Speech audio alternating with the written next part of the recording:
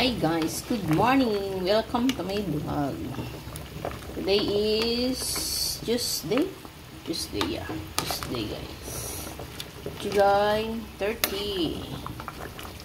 And guys, nagluto ako ng bulalo guys. Bilhin namin sa Tagaytay noong Sunday guys. Sa Mahogany Market guys yan. Talagang 500 pesos guys. Ayan. Ito na yung dalawang bulalo guys. Ayan. 500 pesos guys. Pag kumain ka sa labas guys, talagang ano to, 1.5. Diba guys, nakatipid tayo. Ayan. Kaya natin lutuin. Isa kumain tayo sa labas guys. Ayan. Mas makatipid tayo. Ayan guys, nalagyan ko ng mais. Ayan guys.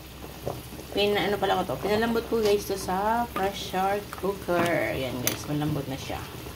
And then yan, nilagay ko na dito guys. And then, lagyan natin ng Baguio pechay and repolyo guys. Ayan. And then, Baguio beans guys. Lagyan natin yan. Yan guys. Lagyan natin guys tong Baguio beans.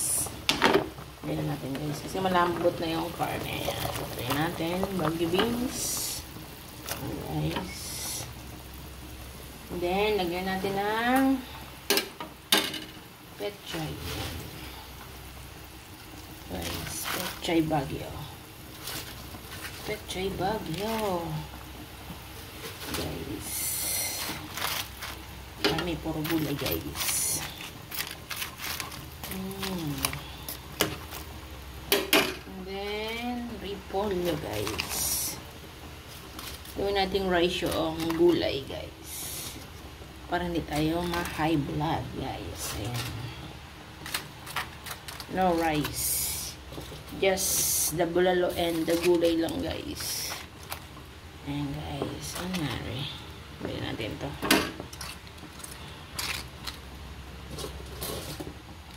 Ayan guys. And then takpan natin. Diba?